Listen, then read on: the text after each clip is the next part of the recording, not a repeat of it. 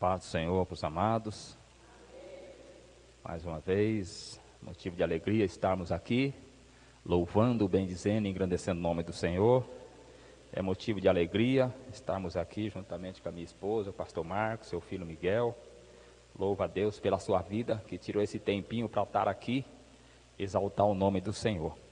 Amém? A nossa meditação, nossa reflexão, Lucas, Evangelho de Jesus Cristo, segundo escreveu Lucas, capítulo de número 15.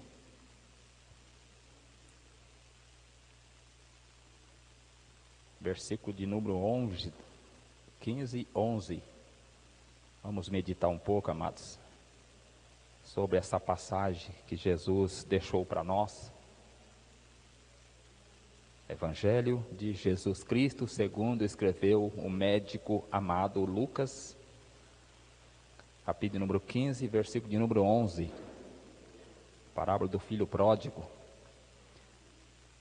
Deus quer curar, Deus quer salvar, Deus quer libertar, e Ele tem a sua palavra, e o Espírito Santo trabalha em nós, através dessas passagens. E disse: um certo homem tinha 2 filhos, e o mais moço deles disse ao pai: Pai, dá-me a parte da fazenda que me pertence. E ele repartiu por eles a fazenda. E poucos dias depois, o filho mais novo, ajuntando tudo, partiu para uma terra longínqua, e ali desperdiçou a sua fazenda, vivendo dissolutamente. E havendo ele gastado tudo, houve naquela terra uma grande fome, e começou a padecer necessidades. E foi e chegou-se a um dos cidadãos daquela terra, o qual o mandou para os seus campos a apacentar porcos.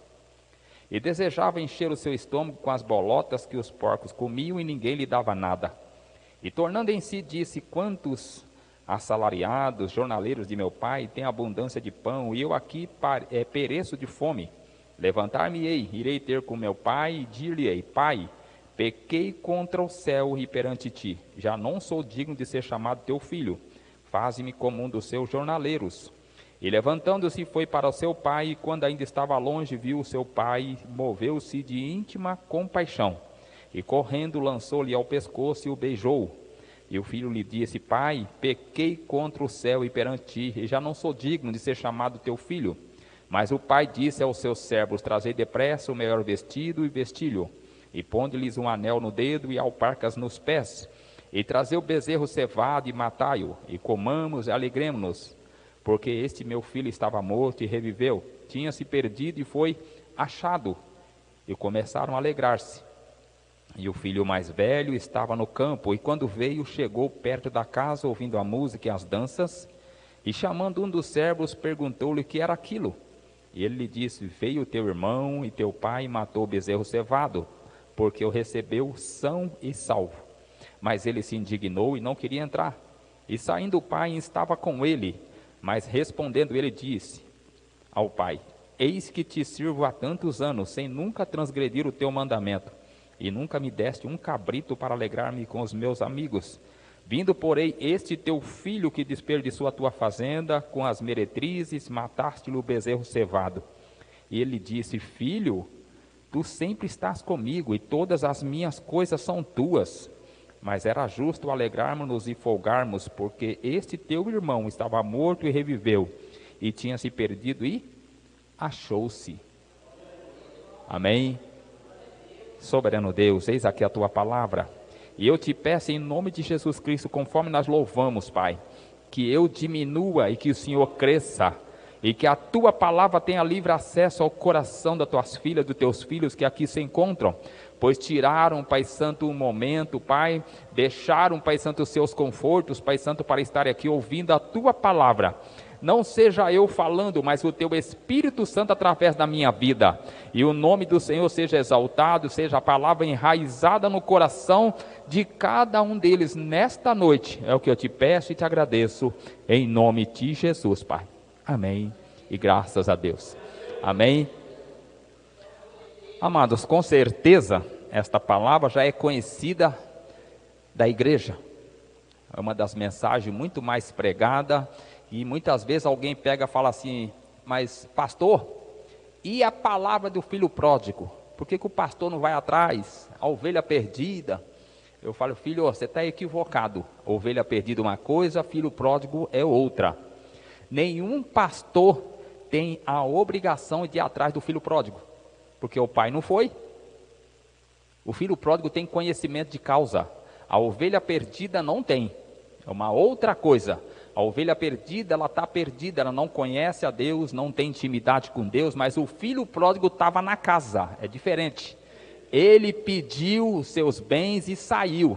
E outra coisa, o pai estava vivo, ele não tinha direito a herança alguma. A herança é depois da morte do pai. O filho só tem direito a alguma herança quando o pai morre. Enquanto o pai ou a mãe estão vivos, não tem direito a herança nenhuma. Mas tem muitos querendo matar o pai vivo, já deixando o pai já morto em vida, e usufruir dos que o pai conquistou, e deixando muitas vezes o coração do pai machucado. Amados, nós estávamos assim. Estávamos lá fora, pegamos tudo que o pai nos deu e fomos para fora, usufruir das coisas do mundo. Mas o Senhor se compadeceu de nós, porque nós chegamos, com certeza o pai, quando o filho saiu, o pai ia para a porta da fazenda, a porta da casa, do sítio, seja o que for, da sua propriedade, não nos primeiros meses, mas ele sabia mais ou menos quanto tempo aquela riqueza ia durar. E quando no conceito do pai ele percebeu que tinha já acabado a riqueza, os bens do filho, ele começou a ir lá na porta e observar lá na estrada se o filho estava voltando. E obviamente ele olhava, o filho não voltava, ele falou, ainda não foi hoje, mas o pai sabia que ele ia voltar. Assim também, eu e você, Deus sabia que nós íamos voltar. Louvado seja o nome do Senhor, que nós um dia estaríamos sentados nesses bancos, louvando, glorificando, exaltando o nome dEle, arrependidos dos nossos pecados lá fora. Nós usufruímos, amado, de coisas lá fora, achando que a gente era independente de Deus. Lá no jardim do Éden, quando o homem e a mulher optaram em desobedecer a Deus, eles queriam independência de Deus. O mundo pensa assim. Quando a pessoa se afasta do caminho do Senhor, ele fala, não preciso desse Deus, eu sou autossuficiente. Mas Deus permite que nós cheguemos até um determinado estágio na nossa vida, para que nós venhamos a reconhecer a nossa falibilidade e reconhecer que sem Deus não dá. Sem Jesus não dá, amados. E esse garoto, esse menino, esse moço, aconteceu isso. Enquanto ele continha esses bens com ele, estava tudo normal. Ele achava que realmente ele podia viver longe do pai, administrar aquilo que o pai tinha lhe dado, tinha lhe concedido. Mas o tempo foi passando e tudo que não é investido com sabedoria, um dia termina. E esse garoto não aplicou nada. Ele não investiu nada, ele não usou de sabedoria para poder usufruir, gastar e aplicar aquilo que o pai tinha lhe concedido. E muitos de nós somos assim. Quem aqui guarda dinheiro do salário que recebe? Nós temos ensinamentos na palavra de Deus que fala que nós temos que guardar dinheiro na época das vacas gordas, mas nós não guardamos. Muitas vezes passamos por provas, dificuldades, tribulações, por nós não darmos ouvido à palavra do Senhor. E a palavra de Deus até nos ensina quanto por cento nós temos que guardar. Aí fala, mas pastor, já é difícil dar 10%, como é que eu vou guardar 20%? Quem é que guarda 20% do salário aqui? A Bíblia fala que é para guardar os 20%. Não foi isso que José ensinou lá para o faraó? Pega 1/5 de toda a produção e guarda nos anos de fartura em celeiros. 5%, 1/5 é 20%. 20%. Quem é que pega o salário e guarda 20%? Pastor, agora estreitou. Estreita, amados. No nosso conceito, 20% é muita coisa. Dar 10% para o Senhor já é muita coisa na mente de alguns. Agora imagina você guardar 20 e ficar olhando para os 20 lá, passando por luta, dificuldade, e você olhando para o celeiro cheio, doido para atacar o celeiro. Esse garoto não administrou, ele não pensou nisso, ele foi somente gastando. Quando terminou tudo, que ele percebeu a besteira que tinha feito. Aí ele começou a procurar emprego e ninguém lhe dava nada, a ponto de alguém lhe dar para apacentar porcos. E ele sentia tanta fome que ele olhou para as bolotas que os porcos comiam e sentia vontade de comer aquilo. Tem muitos hoje em dia sentados na casa do Senhor, até mesmo no altar, que já chegou numa situação dessa. Eu conheço pessoas que hoje estão no ministério e que tiveram deitado na sarjeta. Deus tira do monturo e coloca entre os príncipes do seu povo. Louvado seja o nome do Senhor. Por quê? Porque passou a acreditar. E Deus permite que nós cheguemos lá para reconhecer. E alguém pode dizer, se Deus existisse, a pessoa não estava numa situação dessa. É por Deus existir que a pessoa está. Porque a pessoa acha que a independência de Deus é suficiente. Mas até o momento que nós caímos em si e compreendemos que sem Ele não dá. Não dá, amados. Sem Jesus não dá. Mas o problema não está no jovem que passou por isso.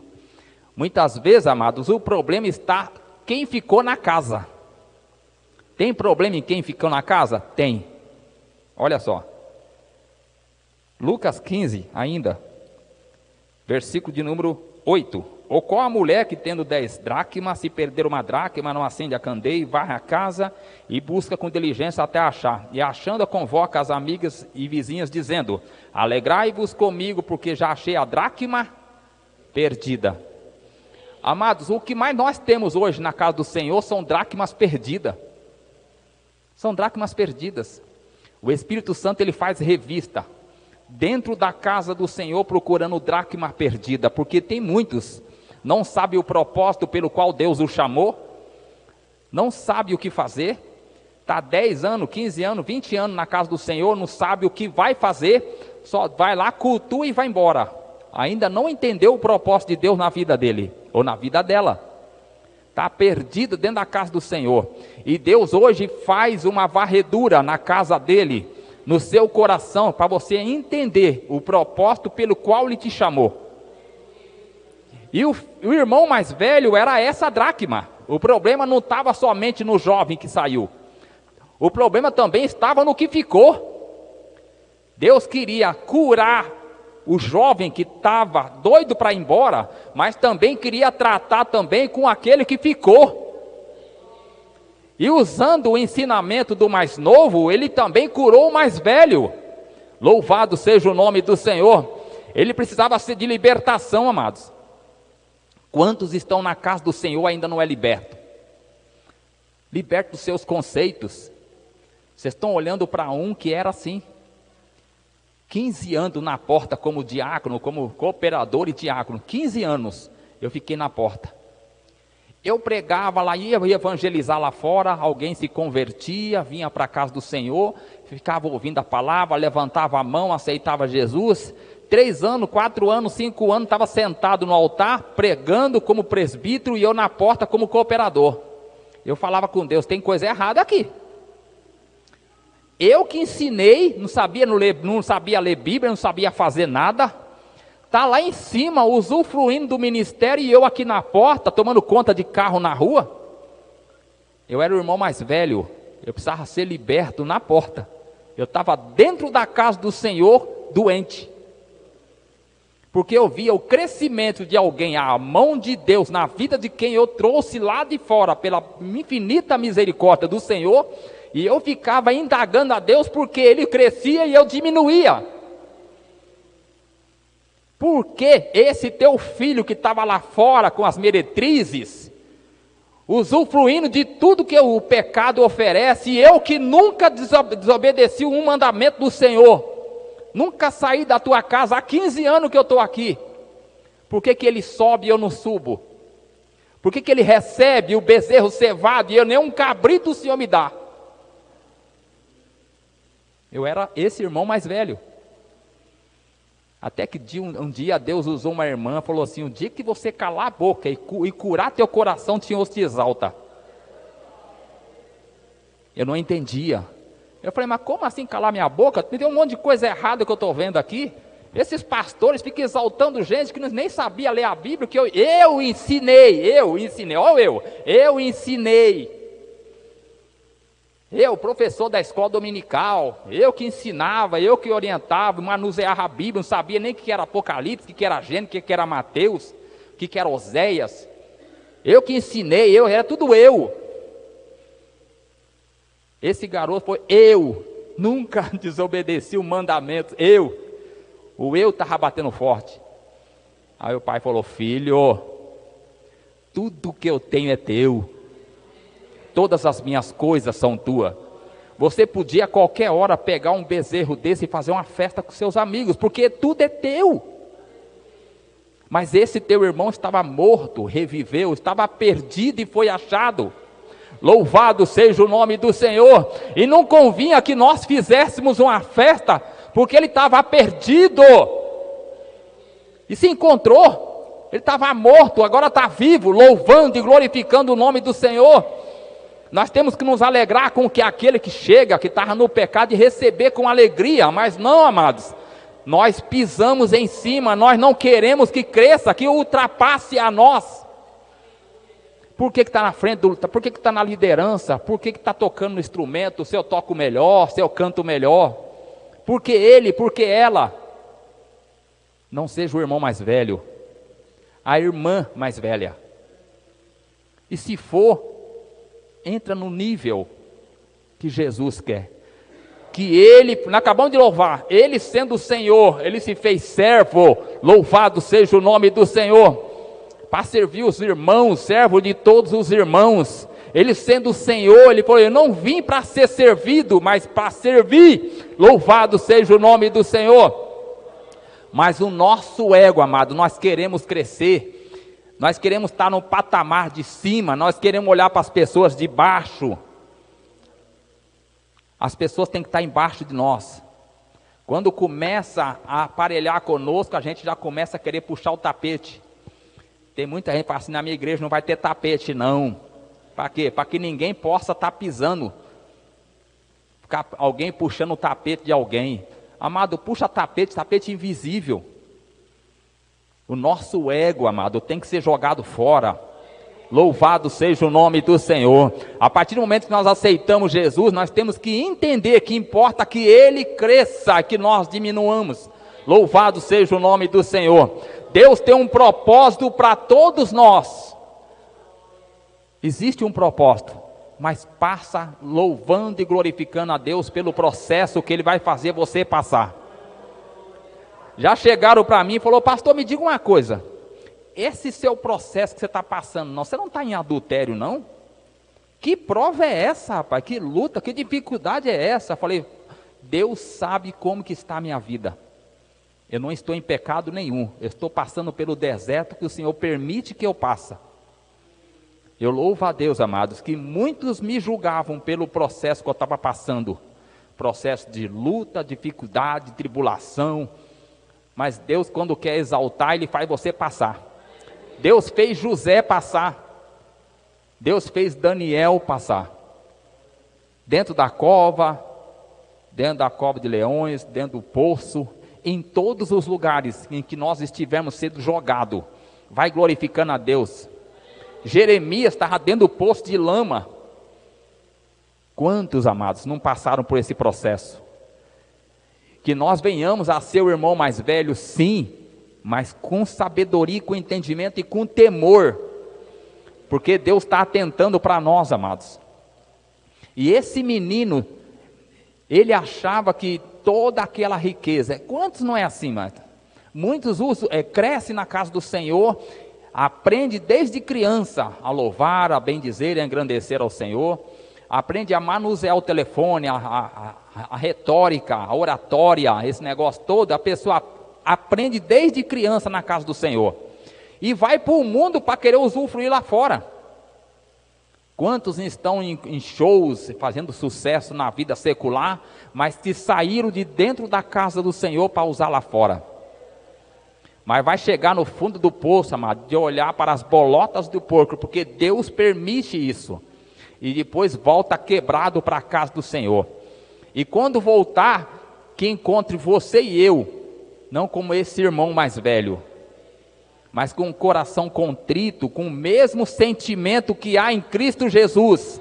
A palavra de Deus diz que nós temos que ter esse sentimento, amado, de olhar as pessoas e entender que é o trabalhar de Deus, que a glória dele, a honra é dele, tudo é para ele. Louvado seja o nome do Senhor. E muitas vezes quando chega na conversão, há 5 anos eu busquei a Deus para ser batizado com o Espírito Santo, 5 anos. E eu vi a pessoa na casa do Senhor com 2, 3 meses de crente lá, em línguas estranhas. Eu falei, mas Jesus, tem coisa errada aqui, não é possível. Há 5 anos que eu estou aqui, não sou batizado. Acabou de chegar agora, já está falando em línguas. Como é que pode um negócio desse? Gente, eu brigava com Deus dia e noite. Eu estava num monte lá discutindo com o Senhor no meio do mato. Jesus, não entendo o Senhor. A pessoa acabou de chegar, 2 meses já está falando em línguas. Eu estou aqui há 5 anos buscando, orando, jejuando, clamando e o Senhor nada. E Deus olhava comigo, quando ele chamava, trazia uma pessoa que eu nunca vi na vida, lá do meio do mato. Assim te diz o Senhor, por que questiona as minhas decisões? Sou eu, Deus, eu faço como eu quero, do jeito que eu quero. Só vai dando glória, glorifica o meu nome, porque você é barro na minha mão, e eu faço como eu quero. E a perna tremia, batia o joelho no outro, no meio do monte, pessoas que nunca vi. E para saber que, e eu, às vezes eu pensava assim, isso não é de Deus não, e para saber que sou eu que falo contigo, o que você está pensando assim, é Deus mesmo, sou eu mesmo que estou falando contigo. Falei, sangue de Jesus tem poder. Eu entrei numa igreja uma vez, quietinho, eu e meu irmão de fé, meu pai na fé, que me ganhou para Jesus. Nós chegamos no meio do caminho, ele falou assim, ó, vou em tal lugar buscar poder que está caindo mau fogo lá, vamos lá. E nós fomos. E chegando na igreja, eu lá no último banco lá, eu peguei, olhei, fiquei olhando para aquilo, falei, rapaz, criança, rapaz, garotinho em línguas estranhas, para lá e para cá, profetizando, aquele negócio todo. Eu vi aquelas pessoas rodando, nunca tinha visto aquilo, pessoas rodando, porque a minha mãe me levava para o candomblé. E eu vi as pessoas fazendo a mesma coisa na igreja, parecido, eu olhava para aquilo, falei assim, no meu pensamento, rapaz, que macumbaria é essa, dentro da igreja? Quando a preletora pegou o microfone, a irmã que estava para pregar na festividade, ela falou, a saúde da igreja na paz do Senhor, louvo a Deus pela vida de vocês que estão aqui hoje, mas antes de pregar, Deus manda eu entregar algo para alguém aqui. São 2 pessoas, eu não vou apontar porque Deus já me mostrou quem é, mas não vou apontar não. Vocês 2, quando vierem aqui, não vem buscar fogo não, vem trazer. Eu dei uma escondidinha assim atrás de alguém, fiquei quietinho, né? Só me centralizei atrás de alguém para não ficar no olho dela, e me escondi atrás da pessoa e me abaixei um pouco no banco. E a palavra todinha falando comigo lá. Foi falando. E para que você saiba que os seus pensamentos estão mais claros do que essa lâmpada que está sobre a sua cabeça, isso aqui não é macumbaria não, é o poder de Deus. Eu falei, meu pai do céu, que negócio é esse? Era novo convertido, né? Estava aprendendo ainda. Quando terminou o culto, ela foi cumprimentando as pessoas. Fui me despedir dela. Quando ela catou na minha mão, ela falou, recebeu, irmão? Falei, meu pai do céu. Ali eu comecei a ter intimidade com Deus e entender. Ele faz como quer e quando quer. Ele conhece o teu coração e o meu. Ele nos chamou para um propósito de glorificar e exaltar o nome dele. Então, amado, fica na posição, vai louvando, vai adorando a Deus. Existe um propósito maior na vida de cada um de nós. Ele quer nos curar, Ele sabe aonde está a sua ferida, Ele quer curar. E olhe para o seu irmão, para a sua irmã, com exaltação, com glorificação, falando, Senhor, exalta, glorifica, que ela cresça e que eu diminua. Quando foram falar para João Batista, que estava na cadeia, falar, João, aquele que você falou que era o Cordeiro de Deus que tira o pecado do mundo, ele está batizando mais do que você. Aí João pegou, olhou e falou assim, importa que ele e que eu, eita lamante, eu comadaço, louvado seja o nome do Senhor. Amado, fofoqueiro tem em tudo quanto é canto. Já naquela época já tinha. Já vieram trazer para João para ele difamar o Messias. Mas ele falou: importa que ele cresça e que eu diminua, louvado seja o nome do Senhor. Amado, quando nós entendermos isso e nós preferimos que o nosso irmão cresça e que nós venhamos a diminuir, muitas vezes, amados, eu até mandei para algumas pessoas na nossa igreja, lá no grupo, uma construção, uma alvenaria. O primeiro bloco que é colocado é batido prumo, o primeiro bloco. O segundo vai em cima, nivelado, tudo certinho. O terceiro, o quarto, o quinto. Quando chega na hora de bater a laje, nenhum bloco, o primeiro de baixo e o último de cima, nenhum deles é melhor do que o outro. Porque o que está embaixo está sustentando os de cima. Se Deus está te colocando embaixo e alguém está acima, é porque Deus quer ser glorificado na sua vida. Porque quem está em cima não pode se vangloriar, porque é você embaixo que está sustentando o ministério de alguém. Louvado seja o nome do Senhor. Todos nós fazemos parte da construção da obra do Senhor. Nenhum pastor está acima de algum membro que ainda que limpa a igreja. Eu estava limpando a igreja uma vez, a irmã passou uma pessoa na rua, ela ficou olhando, falou assim: engraçado, eu passo aqui, eu vejo você, em vez de eu ver as irmãs lavando, eu vejo o senhor limpando a igreja. Você é pastor? Eu falei: sou. Ah, não é não. Eu falei: por quê? Pastor manda, não faz. Pastor lavando a igreja? Eu falei: filha, na minha casa eu pago para alguém limpar a minha casa. Mas na casa do Senhor até banheiro eu lavo.